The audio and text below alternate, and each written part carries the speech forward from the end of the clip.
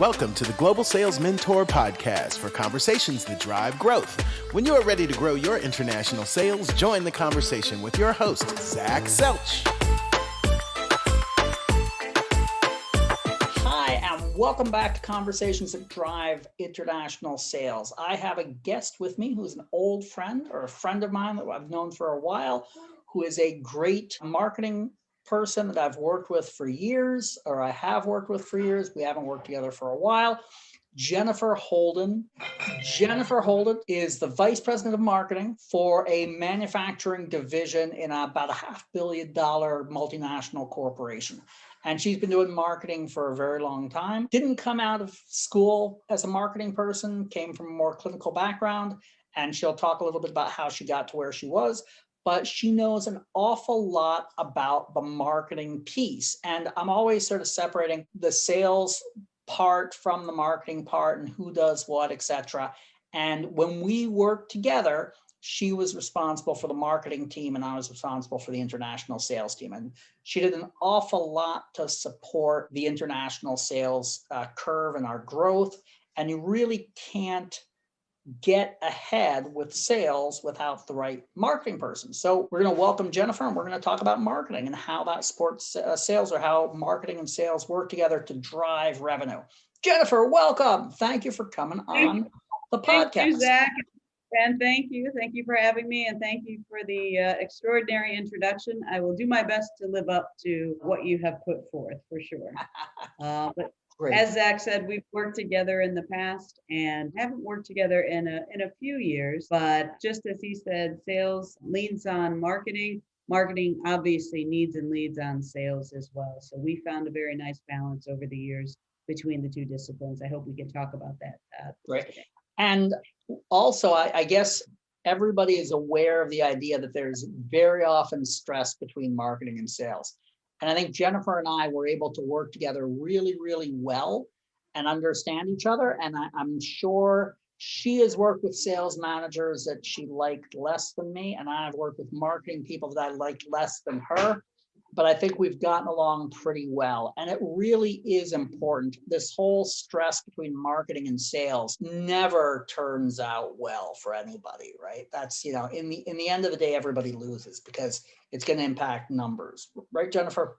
No, absolutely. There's a natural tension and a natural cohesion between the two groups, right? Sales is always pushing and pulling marketing and product and these things forward, sometimes at a comfortable rate and other times at an uncomfortable rate.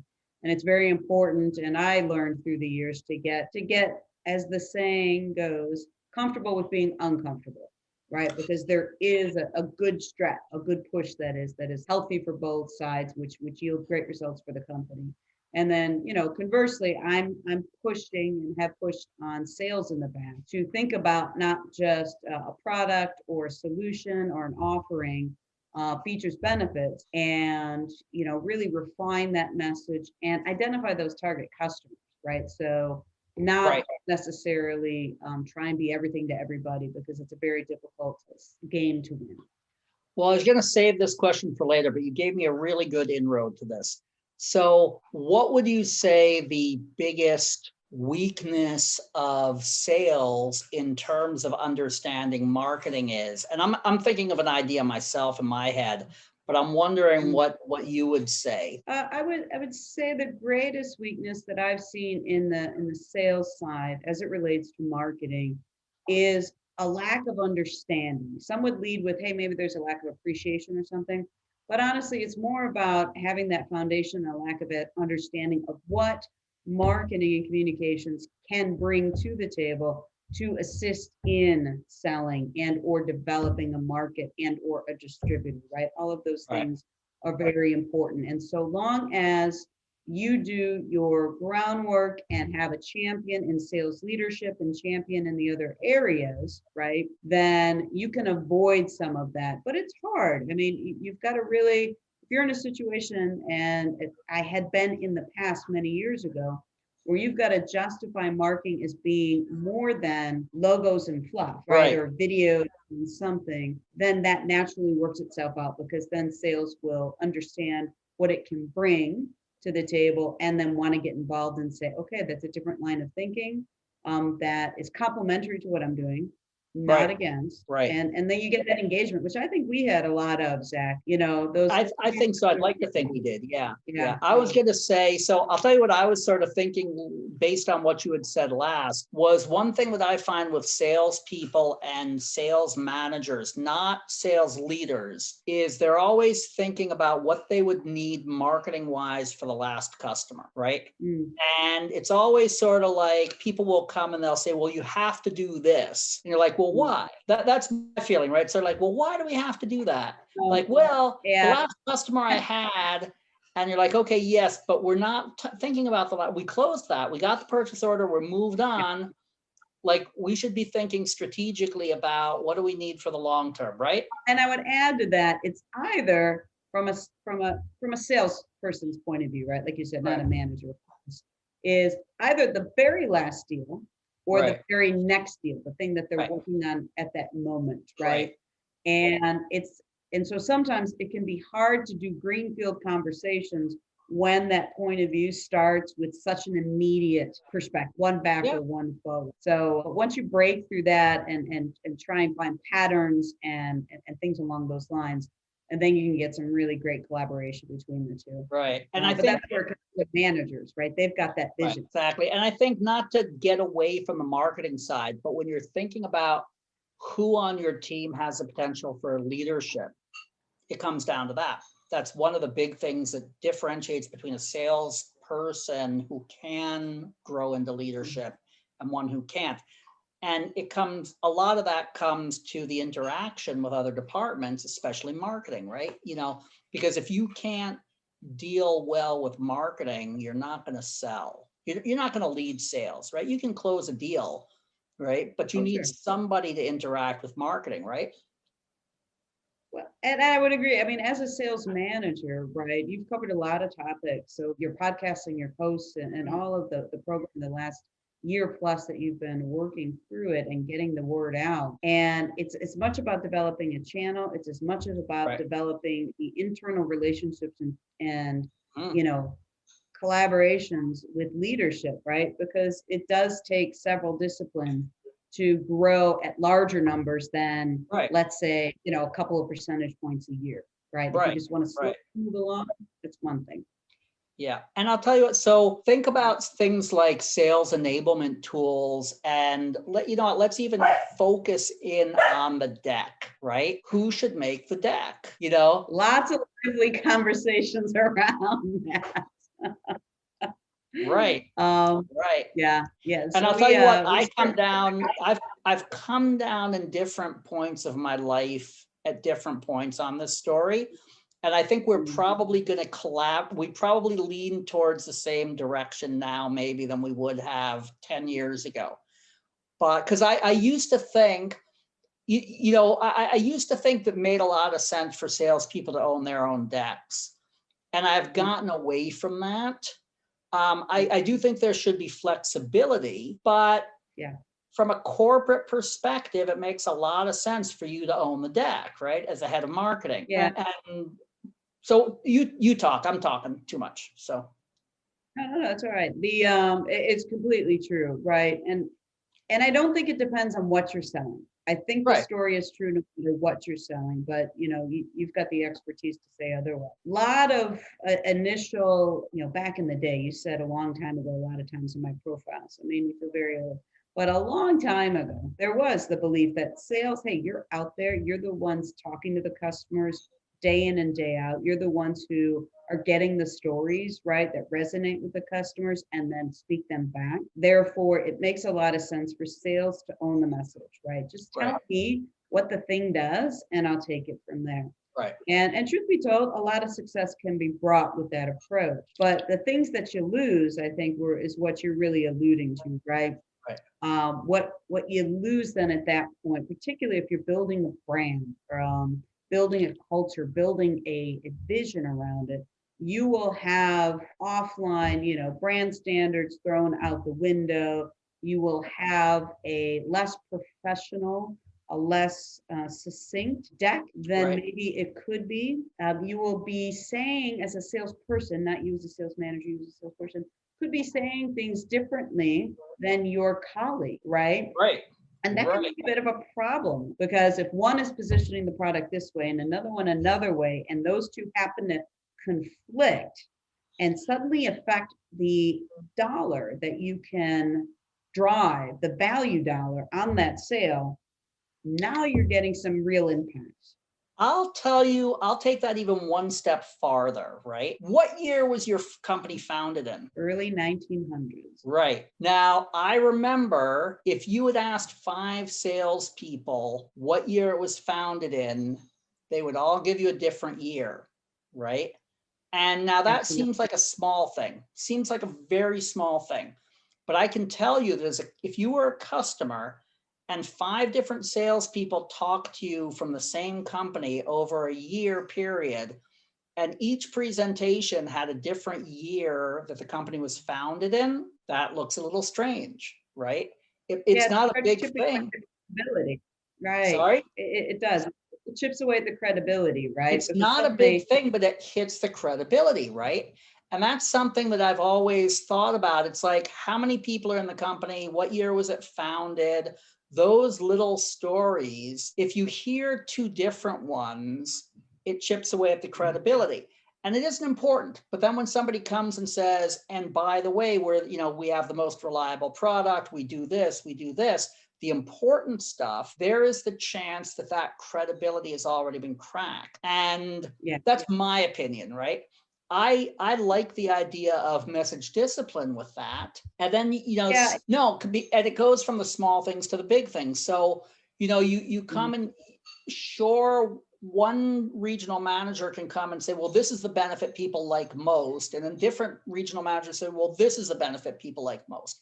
So you can balance those messages, but how you talk about those benefits, how you talk about this, anything related to a number or a fact of a product.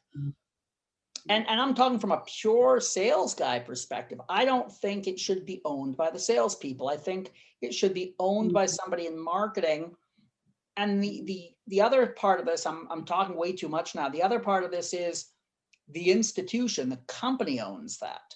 So if I, as a regional sales manager, say, well, this is a great message, that has to work up the chain so that somebody else can use it, right? I'm not, and there is a tendency of salespeople to compete with each other. So somebody might say, I have a great message.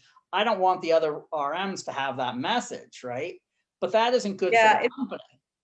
No, it's not at all, right? And there's several elements to a deck, right? That if we broke it down into, and you started to cover this, right? You've got the company brand, the company image, the company message.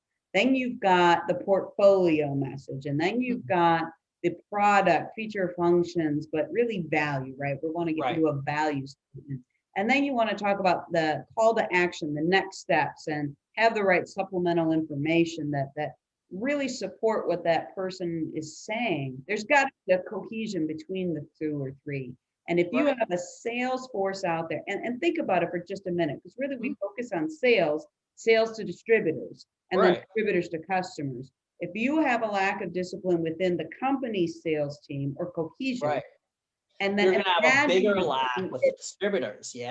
Right. Imagine the amount of creative license it will take with several distributors, hundreds of distributors, and then to those end customers, right?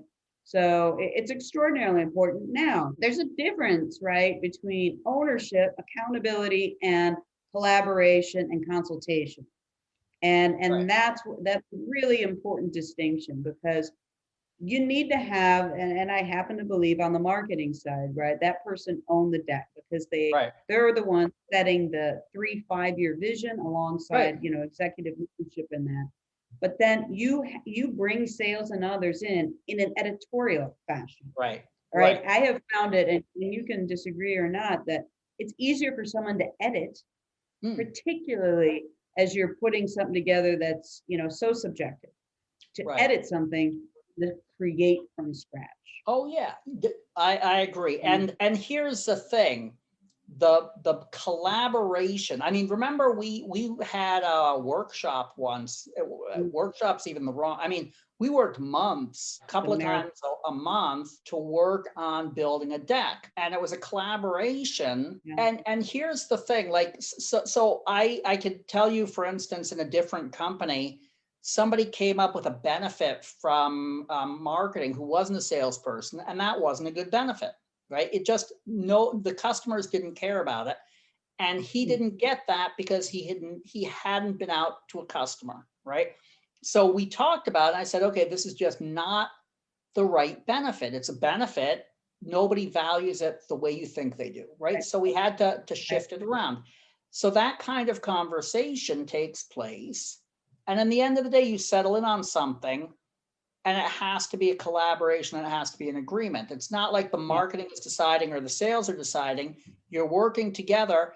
But I still feel very comfortable with marketing owning the deck in the end of the day. Yeah, and there's two things I want to add to that, right? One, the reason, when Zach is talking about this story that took us months to do the deck, it's because we were reworking, going from a feature function kind of presentation to a completely different style, a solution-based and a value-based. And plus you've got travel schedules and things like that that make it complicated. But so that's a reason why I'd want that to be off-putting. But I think the second piece that we didn't cover yet is, who the heck says that marketing knows best and what the customer wants? Right. Well, you know what, marketing, you better be getting out there with salespeople. You better be getting out there and talking to those customers. If you think you're going to develop that message via a distance, then you're already starting back on your heels. And that's going to make it very difficult for you to have any credibility. I think Zach, how much were you in the field when we worked together? I mean, you were, I'd say 30 days a year at least in international markets, thinking about it, because you were 2 trade shows and a couple of other shows. Yeah. Yeah, absolutely. So I spent a lot of time, particularly in the international market. Those are long trips, right? Zach was extraordinarily efficient with our travel. That once they got me out of the office, at that point, it was an around the world trip with, I don't know, no less than 8 countries at a time. And talking to customers, talking to distributors, and throwing in a trade show then. But I found, honestly, trade shows to be not as worthwhile or fruitful than I did actually going to the end customer and see what was going on. So I think that's a key point to any successful marketer who thinks that they're going to take on doing this, is you darn well better be out there talking to the customers alongside. Right. We got you in over a period of years. We got you in dozens of hospitals, I think, right? All over. Yeah, I've been to, outside of North America, well north of 100 hospitals. Right. And over 30 countries. Right. So it's important. And you don't just get to go once and get in and out, right? You've got to establish. And we know somebody once who did like 2, tried to design a product around 2 hospitals in 2 countries, right? And that was a mistake. I think you gotta, you if you're designing something for international markets, and you want even marketing materials, if you want to understand international markets, 2 countries doesn't make it international. You got to get to a bunch of places, right? No, you're an exporter at that point to 2 countries. I mean, you're not an international sales. Right. Yeah, exactly. So we talked a little bit about the deck. Talk about some of the other cool stuff. I liked, we worked together a little bit on that iPad playbook, right? We did. So sales enablement tools is extremely important, right? And it dovetails off of some items that we have already talked about, which is alignment, right? Consolidation around a message, but then it's also saying, this is how you do it, right? This is the best practice and how to make that happen. And getting those rules of engagement and steps and training and those things are super important when you're working with a sales manager.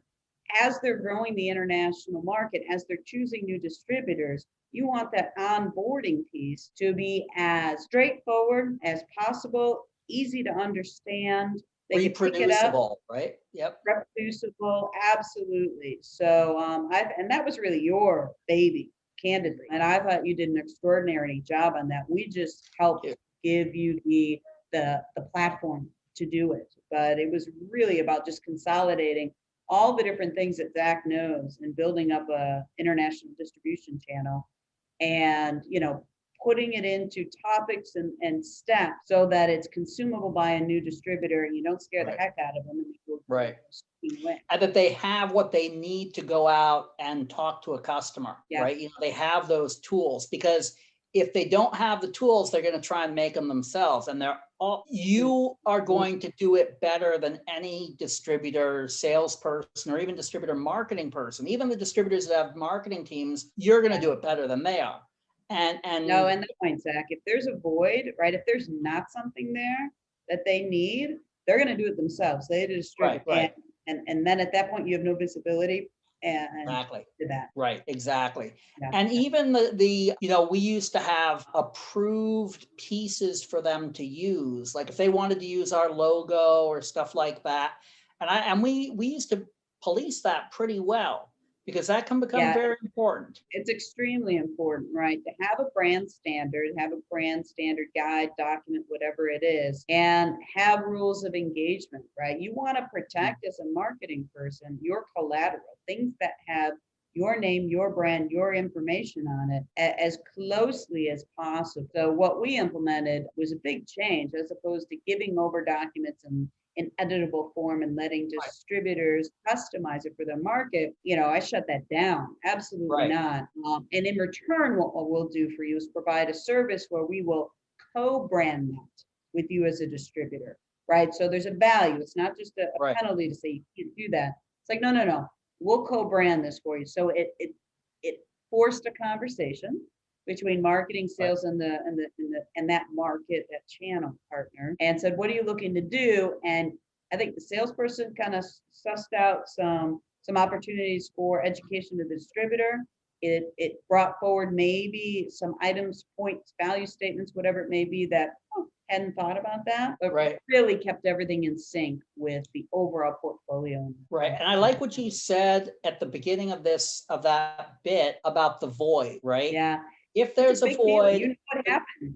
Right, the distributors are going to try and fill it, and you want to avoid that, right? So I've seen that with distributors, and you've seen it with sales team members as well, yeah, right? Of course, under you, because you'll get a strong type A successful sales manager, and they know best, and it is, it's hard to keep that in line, to not let that creative license for the void go too terribly far. Right, because if they don't have it, that void represents money for them.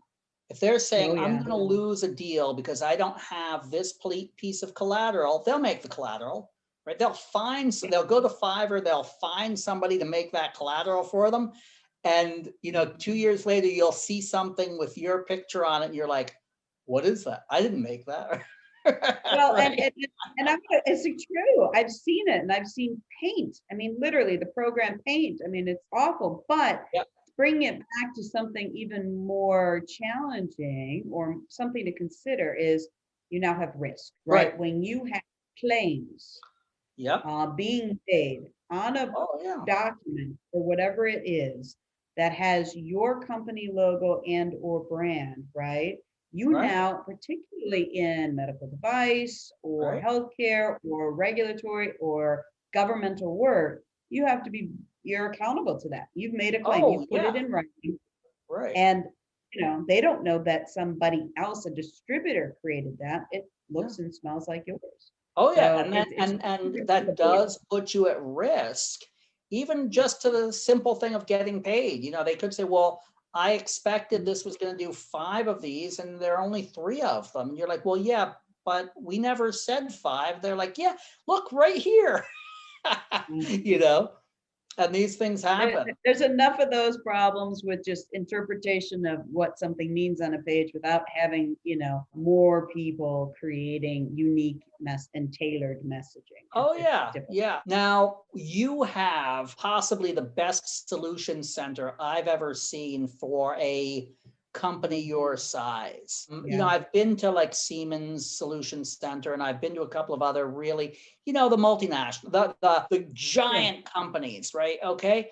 But for a $500 million company, you have a great solution center. Can you talk a little bit about that, about what you use that for? We're really fortunate, right? So, US-based company to have a solution center, customer experience center, whatever you want to call it, someplace that is, I would dare say, the most valuable sales tool that we've got, which is getting a customer in to this space that feels welcoming, familiar, right, approachable, educational, professional is a very big deal. And we were extremely lucky with our management that they understood the vision, they funded that vision, and it's no small task. I mean, back in the day, people used to just have demo rooms, right? Right. And you would have equipment. And arguing that ROI in the beginning, I remember that was not easy.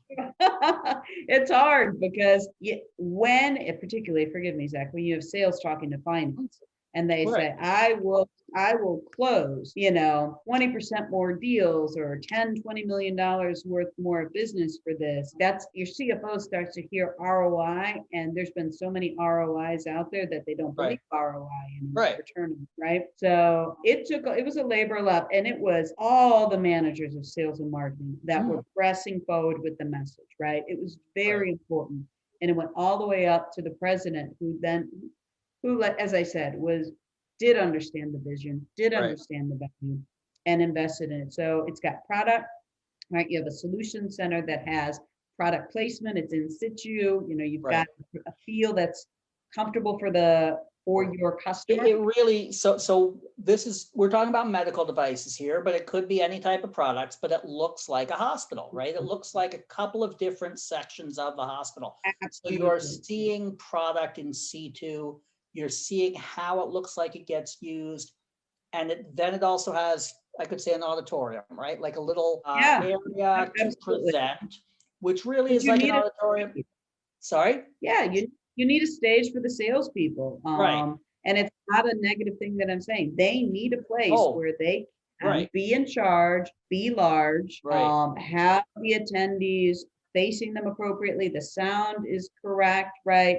Everybody can see and hear and be engaged, but not too far away, right? You don't want a true auditorium that's 15 or 50 rows deep. And so that was a separate space carved out within this space. Right. We happen to have a very large one, but you don't have to have, It doesn't have to be large, but it's a great concept. It's basically the way it was an area to present where people could sit. Actually, you could say a coffee area, an area where people could sit, and then the products in what looked like the situation they would be used in. Those three components really brought things together. And I'd say we had a kill ratio of above 80 to 90%. If somebody made it a solution center. There's no about. We track it. It's just over 92% close rate every time that we brought a customer in. But you got to think about it, right? Particularly with international customers, as you're asking them to make a very big investment, right? And I'd like you to talk about this in just a second, but they're making a very big investment of time, come over, make a very long journey. Dollars are not cheap, right? Many times. So this has got to be something, this is the key, something that they cannot get at a local distributor office. They cannot get, anywhere else but at corporate or at this space. And I was going to say, the people that you can bring in, right? I think maybe we're on the same page. So you have the stage, you have this environment, but you also have the added benefit of the sales manager or the lead to bring in a whole bunch of other experts, a whole bunch of other bodies, a whole bunch of other, skill set that, hey, I've got somebody who's, in our case, either a clinician or an engineer or an IT professional or a CFO or COO, whatever it may be. And Zach had at his fingertips the business. Right. And we used to do this. We had this, we did this really well together. So we would basically, I had this whole thing where we would do we would come in, we'd bring people into a factory tour. And very often I would typically get a senior manager from manufacturing to do the tour. And then I would try and run into the CEO during the tour, right? And we would be able to say hello and do that kind of thing. And then we'd sit down and we'd bring in a product manager, and then we'd bring in somebody who could talk about service, and we'd bring in somebody who could talk about software. And it would be, again, so what would typically happen would be the customer would know, sometimes they would know me, sometimes they wouldn't even know me. They'd know the regional sales manager really well. They'd know the distributor. They might have seen me once or twice.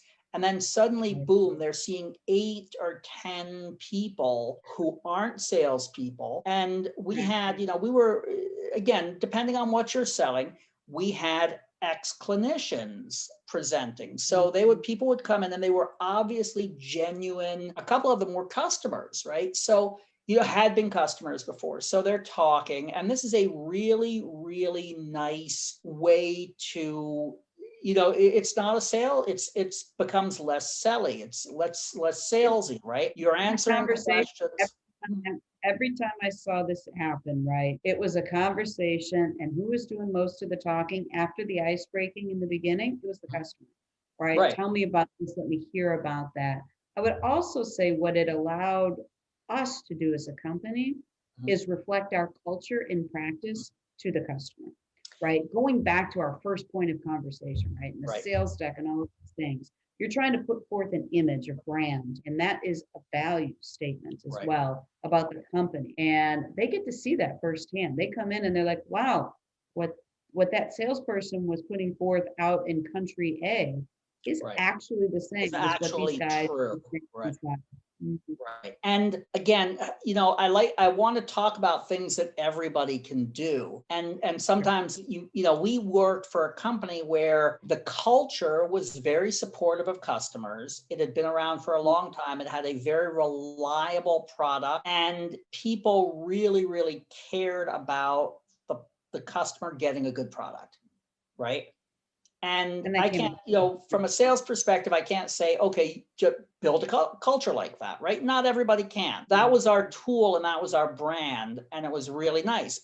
But you can take the brand you have and tweak out of it the benefits and present that to your customer. Because if you don't have anything good about your brand, I can't help you, right? But, so that's what you're trying to do.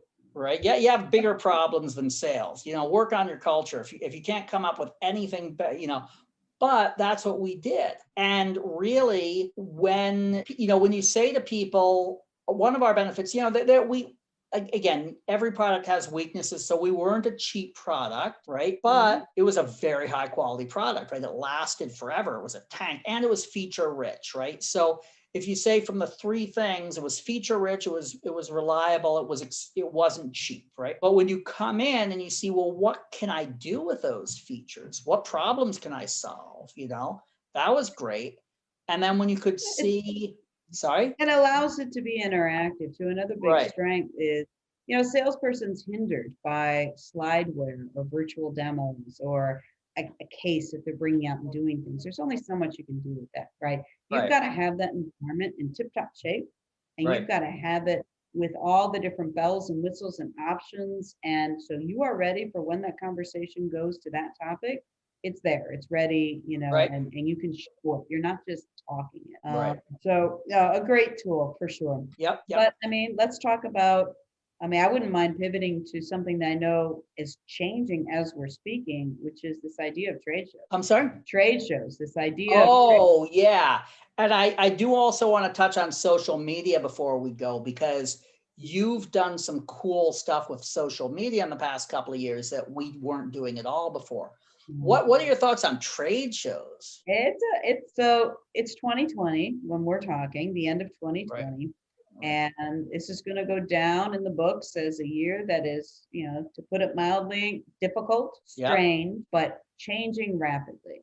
So if we were to have this conversation a year ago and we were talking about trade shows, we'd be talking about it's an excellent tool for, exposure and to customers and distributor gathering and, information on what customers are hearing at these trade shows, particularly if they're, through a a non-for-profit or an organization that represents their needs, right? Because there's usually Right. education tracks and continuing education, those sorts of things, right?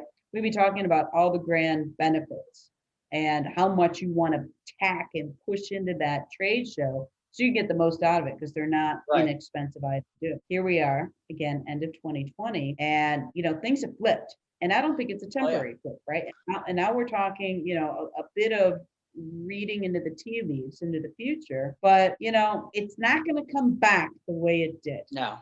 Not No. trade shows have, out of necessity, tried to go virtual, and there's a lot of challenges with that, right? And particularly as a vendor, I've got to speak to it with you as a vendor who you're a side gig anyway to these Right. trade shows, to these Right. events, because customers Didn't come out of school as a marketing person, came from a more clinical background, and she'll talk a little bit about how she got to where she was, but she knows an awful lot about the marketing piece. And I'm always sort of separating, didn't come out of school as a marketing person, came from a more clinical background, and she'll talk a little bit about how she got to where she was, but she knows an awful lot about the marketing piece. And I'm always sort of separating.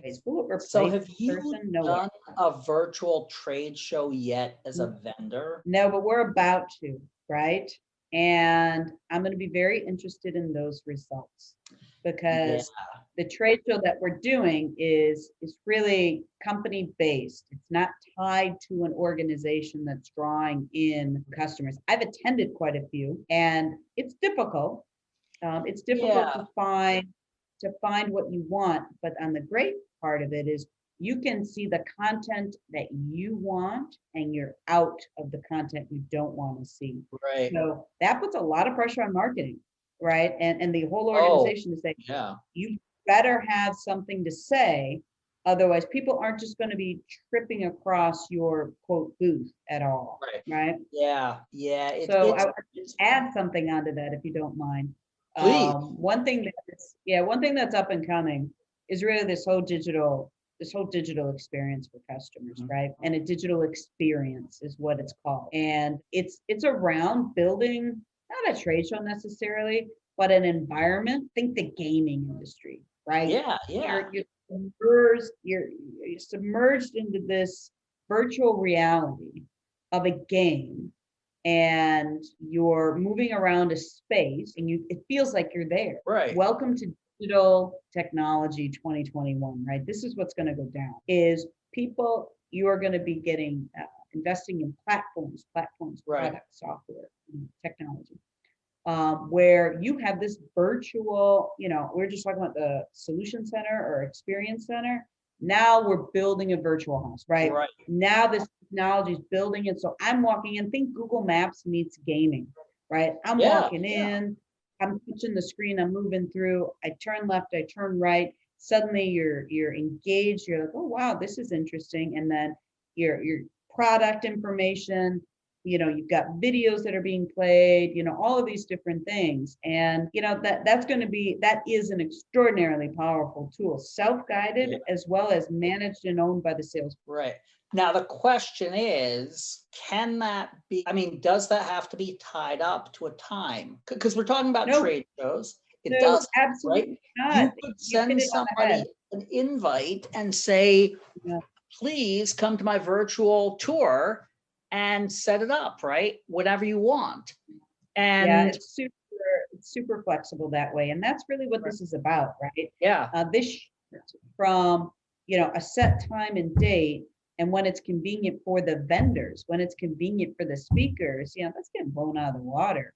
And you've hit it head. So that's why you want to have this, and it's a multi-tiered interaction, right? You can have, hey, self-guided tours, you as a salesperson send them a link, they can see so much, just enough to get interested, enough to whet the appetite. The rest is behind, a wall, so to speak. And the salesperson then can say, oh, you want to learn more? Now let me schedule some time where I can walk you through this. Right. And I'm doing, it's sort of ironic. For 30 years, I said, well, this has to be done face to face. And now I can't. So I'm doing a lot more remotely this year than I've ever done before. And like you said, I'm never going back. I will go back with 70% of it, 80% of it, maybe 60% of it. I don't know. But there are some things that aren't. And No, some of it's related to this type of thing, is you can demo so much remotely. If you get agreement, if everybody agrees to sit down and watch a screen, which everybody's learned to do this year, you can do a right. lot of stuff remotely. Well, and I'll dovetail on that to say it's one part of the Right. It's a tool. What it Right. also is allowing is customers now are suddenly much more comfortable with this Yeah. kind of conversation, right? Cameras are so important, right? I just got to get on a soapbox for a minute. Right. Got to keep your camera on. None of this nonsense of having a computer-based audio call with they can't Right. see you, right? You're Right. missing the boat. But it allows you this digital experience to still bring in a bunch of people from corporate and have that interaction and have those faces and make those virtual relationships, right? I mean, we're still there. Now you have scale. That's the one thing you don't have when you're forced to in-person meetings and in-person fly to the office and see my solution center. You can scale, you can hit more. You're not running into budget constraints, right? You're just looking for an appointment in time. Exactly. I think the scalability of this is fantastic. And I'll sort of touch on this, which isn't necessarily marketing, but one thing that I've found is you can get somebody, like what I've been doing this year is essentially finding people on the ground who can get the customer in front of a camera, right? So instead of saying, I need a regional manager with 20 years sales experience who blah, blah, blah, I can say, look, I need 20 people in each particular town who are good enough to get in front of the customer and say, hey, do you mind, turning on your TV and talking to my boss, right? Which is sort of amazing. I never would have thought this is a thing. And that's sort of where Very we're going. Interesting. Yeah, absolutely. We live in interesting times right now, right? So, it's interesting. And I want to touch on what you've been doing with social media, because again, we didn't do this, right? I mean, we didn't do this. Sorry? It wasn't around. It wasn't a thing. And you'd say, like, okay, you'd say, great, if you are buying a pair of shoes, cool. You might want to look, you'll follow an ad you see on Facebook or something. But you're buying a $500,000 system for your hospital, you're not looking at social media, but that's not true anymore, right? It's not. It's interesting. So, but I'll have a caveat on it is you need everybody on board in your company, right? Right. So this isn't just a marketing driven thing where you're throwing out tweets or posts or likes or things like that with the hope that if a customer is online shopping, that they'll see something that interests them, right? Right. So it's really important that you've got, a social strategy that really permeates all those things we talked about in the sales deck, right? And everything else, right? Right. You have to have relevance. You have to, and it's not just about pushing your product. You want to come across as knowledgeable, an industry, expert or contributor, that you're paying attention to. You want to pass over your culture, right? And your culture is about caring, reliability, feature rich, all those things. And you have to. So it's a big campaign. It's a big deal. And you have to align. You have to figure out what social platforms are your customers possibly looking at? And you rank them in order, right? Are they big? Are they going to follow your business on Facebook? So I'm sorry, I got to ask, did you do some quantitative studies on this, or are you sort of trying to figure it out as you go along? You could do both, right? We've done both. You can do both because it really depends on your company. Because the nice thing and, about social is you get immediate feedback, right? It's data, it's information that you can track, trend, and know. It can give you an ulcer, that immediate feedback. Yeah. Don't watch it every single day. You'll go crazy. But, it's really important. So you got to know what are your options for social. Maybe you're a different type of business and Instagram's important to you, right? Or these other things. It really depends on the business. candidly. And then you rank them in importance. And then you have to have the strategy strung together between them, right? Your website, you need to have that in good working order, and search engine optimization and keyword finding and articles and blogs. That then connects to your Facebook and or your LinkedIn and or your Twitter account or whatever it might be. And then you have to have the messages that are going out align with, back to square one, your overall marketing message, right? And then your product roadmap and where are we going, so that there's a theme, there's a string, and there's a continuity between those things. And you need continuity, to have I think continuity is the best word there for social media, in my opinion, right? Yeah. People overlook the value of continuity in social media, I think, in terms of selling. Yeah. No, it's terribly important, and very much like what you've put together as well. You need to have story, but you're giving very small pieces of the story, because people don't have time. People don't have attention. People don't have attention span. Yeah. No, we have all been conditioned to read headlines and move on. Right. Read a small blip, and then, hey, maybe I'm interested, and there's an interesting article I'm going to link to. Then that's step two, right? But it's not front and center. So, and you have to be constant or regular in that posting.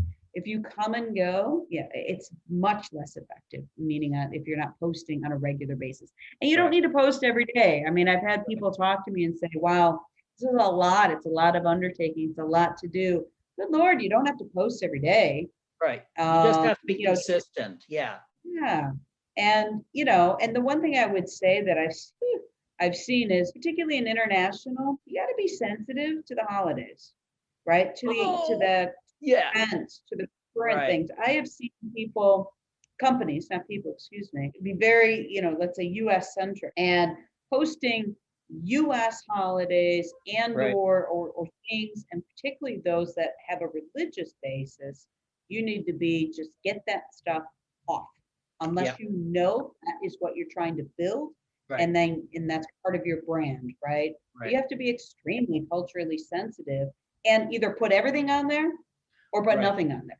Right? And I'm more maximalist with this. I like to put everything on there. I like people to look and see that I'm wishing them, their Muslim holiday, their Hindu holiday, all the different holidays. I'd like to pull them in and talk about them.